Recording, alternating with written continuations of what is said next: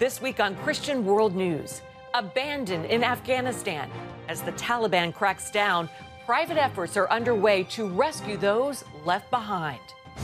Plus, the nation that pursued a campaign to remove every trace of Christianity and exterminate all Christian believers and institutions.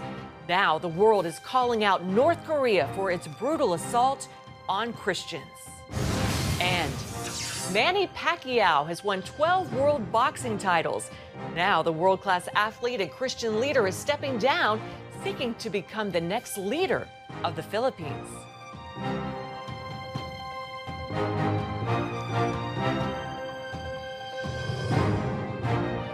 Welcome to Christian World News, everyone. I'm Wendy Griffith. My co-host, George Thomas, is on vacation. A Taliban leader announced they will once again carry out strict Islamic law, including executions and amputations. Thousands of Americans and Afghans who helped the U.S. military are still stranded in Afghanistan. But as Chris Mitchell reports, the effort to rescue them is not over. These covert videos provide a true look at life inside Afghanistan under Taliban rule: arrests, abductions, and executions. I believe the level of desperation is even worse now without the U.S. troops there, without any exit, and people are hiding in safe houses and hiding on the run. The Taliban is actually door to door doing executions where they're going to grab people, stuffing them in trunks of cars, and driving them off the execution sites. I can imagine the on-the-ground panic there is even worse than it was during those evacuation days. When the U.S. announced its pullout, Chad Robichaux joined other retired Special Forces members to form SaveOurAllies.org. He says they rescued more than 12,000 U.S. citizens and Afghan allies during the chaotic weeks before the U.S. military's final flight out. The good news is that we're still being successful with evacuations, not in the big numbers that we were. We're still getting 100 to 200 people out per day. This type of rescue operation is nothing new to Dave Eubank of the Free Burma Rangers. We're trying to help people get out any way we can. And I'm really grateful to the Tajik government that right now has a very humanitarian look of how can we help people. The White House and State Department put the number of U.S. citizens left behind to about 100. Robichaux says the math doesn't add up. The truth is, it's not a few hundred. My guess is at least 5,000. Whatever the number, U.S. citizens are in danger. They are hunting down people right now, trying to get all the names of anyone they perceive as an enemy. They're scared. They don't know what to do. They feel abandoned by our country that has a responsibility to help them. Robichaux and Eubank say leaving no one behind is an American value. The truth is, it doesn't matter if it's 5,000. It doesn't matter if it's 200. It doesn't matter if it's one. Because from where I come from as an American, especially in the special operations community, if one American is behind enemy lines, if one American's life is in danger, we will use every bit of military force and strength and scorch the earth around that person to rescue that person. He fears the Biden administration, news media, and much of the world are moving on. For Afghan women, life got a lot worse after this Taliban decree. All widows under the age of 35 whose husbands were killed in the previous regime, if they are still widowed, will marry the Mujahideen of the Islamic Emirate. We have 20 million women that are immediately declared as sex slaves. The amount of trafficking, sex trafficking, that's going to happen out of Afghanistan. Article 2. All patriotic and Muslim parents of Afghanistan are called upon to give your daughters over the age of 18 to be given to their husbands in order to maintain Islamic ethics. Actually, almost every day, Chris, I had started to cry because I thought of these little girls left in the hands of the Taliban. And that's the biggest thing. And Article 3. All women working in government offices are now ordered to stay in their homes. The murder and persecution of Christians and all this stuff is happening right now. And it seems like not only the White House and the mainstream media, but the entire international community wants to be silent. Yet the international community may soon decide if the Taliban will be Afghanistan's recognized government. The Taliban just nominated an ambassador to represent them at the UN. Chris Mitchell, CBN News, Jerusalem. Thanks, Chris. North Korea is gaining world attention with a flurry of missile launches in recent weeks. The communist nation restarting its missile tests, firing off short-range, ballistic, hypersonic, and long-range cruise missiles. It also tested an anti-aircraft defense system and even a missile launched from a railroad car. All this in defiance of international sanctions placed on the regime. Well, it's no secret the North Korean regime has no tolerance for religion, but a recent report details the horrific punishments Christians face if caught practicing their faith. CBN's Jennifer Wishon has the troubling details. The report details how the Workers' Party of Korea, led by Kim Jong-un, targets and tortures Christians, then goes to great lengths to conceal its crimes. The report spells out terror committed by the regime, designed to remove all traces of Christianity, and reveals the campaign to exterminate all Christian adherents and institutions has been brutally effective. North Korea's secret police, the Ministry of State Security, are incentivized with promotions when they apprehend Christians and other believers. Those charged with Christianity often face summary executions or are forced to live out the rest of their lives inside political prisoner camps. In-jae Wang interviews North Korean defectors who have experienced or have firsthand knowledge of abuse. One victim, who was arrested for the possession of a Bible, was detained in solitary confinement, starved, and beaten with a metal rod used for cleaning rifles. Christians are the most persecuted because of the faith's association with the U.S. and Europe. Undercover government spies search for any evidence of worship, making it impossible for Korean Christians to congregate without being reported. All the Christians that we interviewed for this report told us that they dared not practice their religion together with any other people. Even children are taught from a young age to be suspicious of Christianity. Schools, young children are taught that Christian missionaries are spies of the countries who seek opportunities to invade North Korea. And they're shown graphic images of missionaries sucking the blood of children to show how malicious they are. And they're taken to state-run exhibition halls where religious adherents are presented as murderers, spies, and where Bibles are displayed as trophies taken from enemies of the state. The big question, what can be done to deter these atrocities in a country so closed off from the world?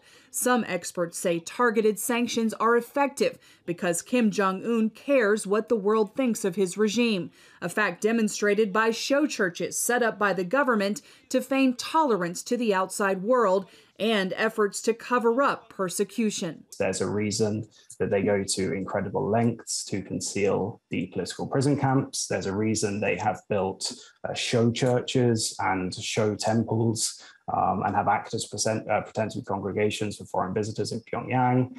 There's a reason they respond so aggressively to Human Rights Council resolutions that condemn their human rights record more broadly. And there's a reason why they push back so hard against targeted human rights sanctions. Meanwhile, North Korean Christians and others continue to suffer and inspire. You know, it says something about the power of faith, that in the face of that kind of just egregious, ongoing, systematic persecution of people for their religious beliefs, people still choose to believe. Commissioner Davies says the world should know the U.S. Commission on International Religious Freedom is painstakingly documenting these abuses, and the persecuted are not forgotten. Jennifer Wishon, CBN News. Thanks, Jennifer. Coming up, the world-class boxer who's hanging up his gloves to take on what might be a bigger fight. Why Manny Pacquiao believes God is calling him to run for the president of the Philippines. World boxing legend Manny Pacquiao has bid goodbye to his boxing career, taking on what could be an even bigger fight as he runs for president of the Philippines. Lucille Toulousan tells us more in this exclusive interview with Senator Manny Pacquiao. I just heard the final bell, were the words of the great boxing icon Manny Pacquiao as he announced his retirement from his phenomenal boxing career. Spanning 4 decades, he became the only boxer to win 12 world titles in 8 divisions. He thanked boxing for getting him and his family out of poverty and for inspiring many people. Pacquiao, currently a senator in the Philippines, has announced his candidacy for next year's presidential elections. What compelled you to run for the Philippine presidency? I already announced my retirement, and I want to focus to a bigger fight in life, which is serving people, fighting against corruption and injustice. Part of that corruption deals with $200 million in unaccounted aid for the pandemic.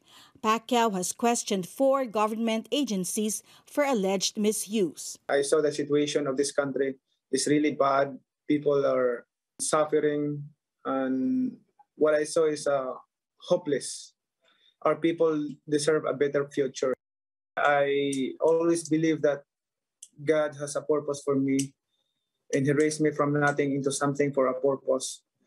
Not only giving inspiration to the people, but also to help them and fight for them.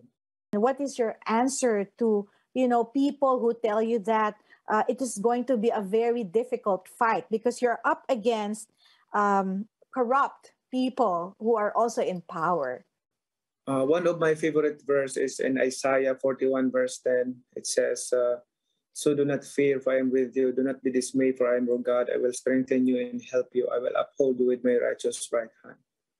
So only to God we fear. We have fear. The most important thing, we glorify God in our daily lives. Lucille Talusan, CBN News, Manila. Thanks, Lucille. Coming up, celebrating 60 years of broadcast ministry, from on-air revivals to answered prayers and groundbreaking interviews. We look back on CBN founder Pat Robertson's decades of TV ministry. Stay tuned. Welcome back to our broadcast. Christian World News is a production of the Christian Broadcasting Network, which celebrates its 60th anniversary this week. Marking the anniversary on a bittersweet note, CBN founder Pat Robertson announced he's stepping down as host of our daily live program, The 700 Club. Here's a look back at some of the highlights over more than half a century of broadcasting.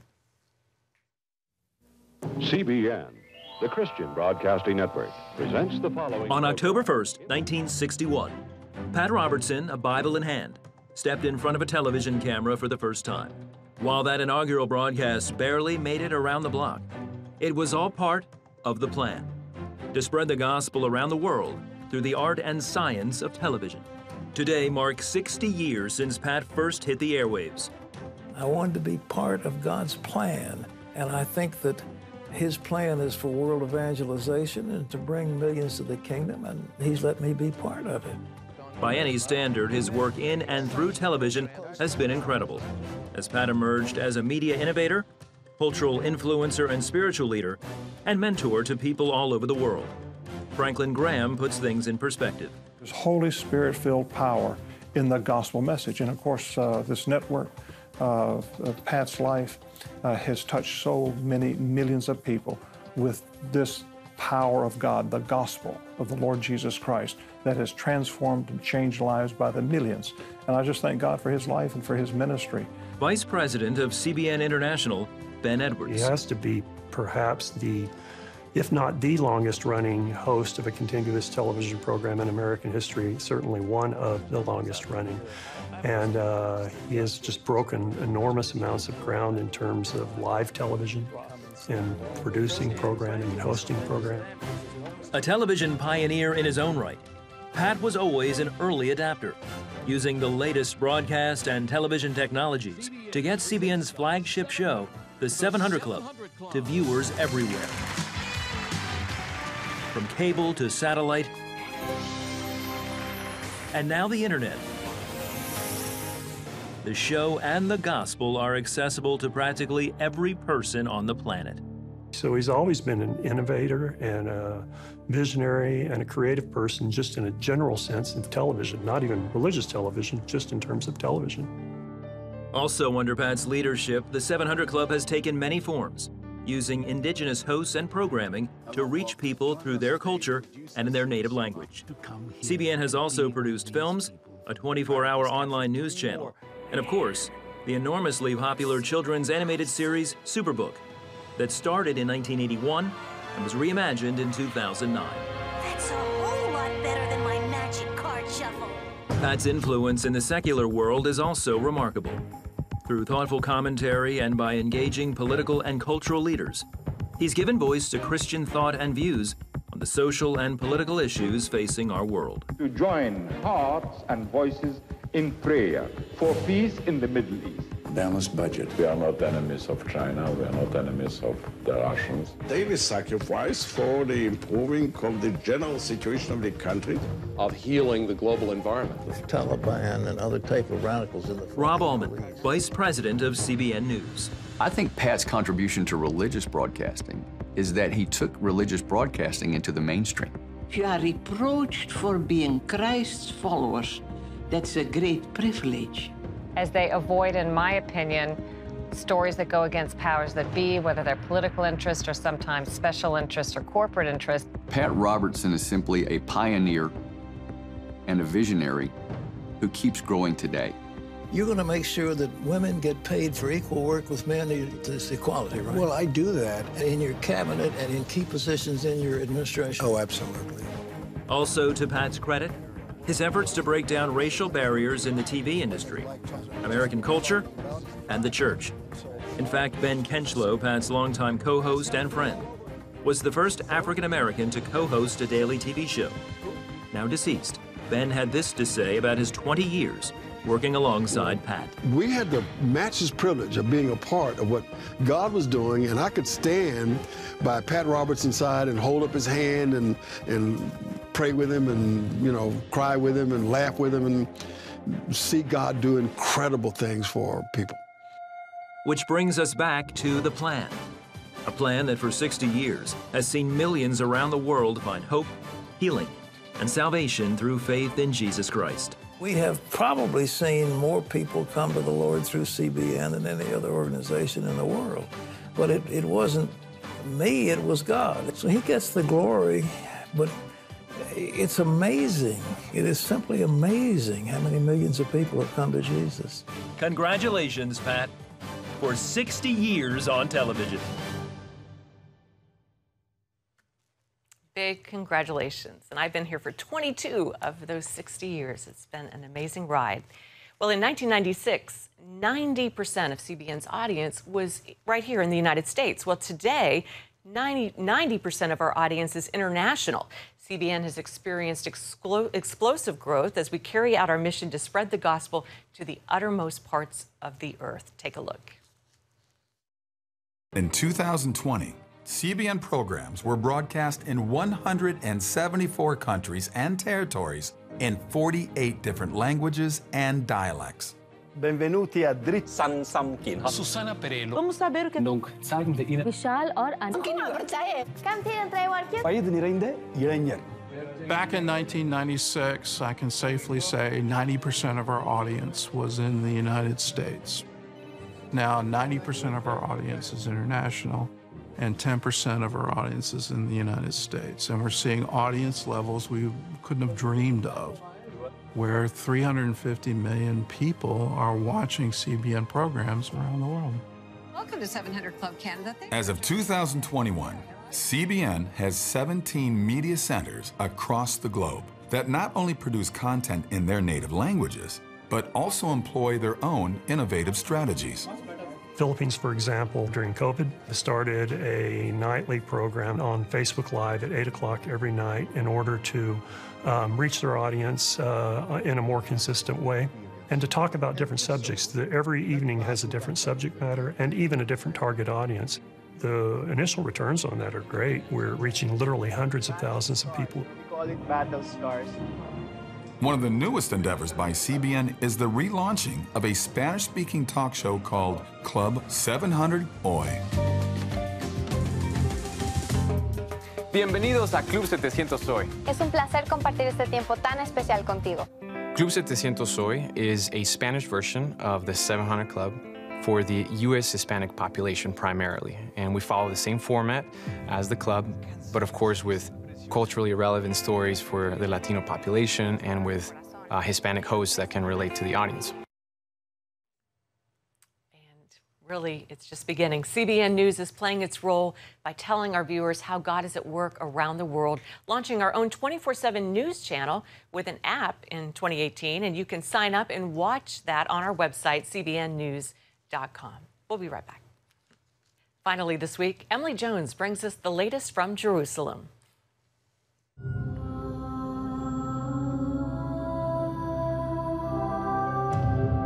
Welcome to Inside Israel, where we show you what's happening in Israel and the Middle East.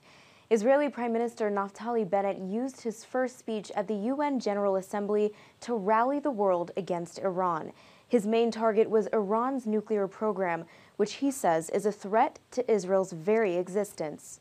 Iran seeks to dominate the region and seeks to do so under a nuclear umbrella. He also met with UAE and Bahraini leaders for the first time thanks to the Abraham Accords, and told the biblical story of how God restored the Jewish people to their land.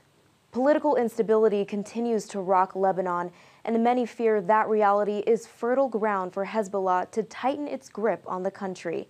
Lebanon's new government must combat widespread poverty and mend a country still reeling from the massive Beirut explosion in 2020. Some call Lebanon a failed state, but others say it's a puppet for the Hezbollah terror group. That means trouble for Israel. Lebanon is not a failed state, but a fake state. It's an illusionary facade of a legitimate government. Hezbollah is also the severest military threat to Israel on its borders. The potential for the severest war in the region is between Israel and Hezbollah. However, experts say there is growing anger towards Hezbollah among the Lebanese people, who blame the group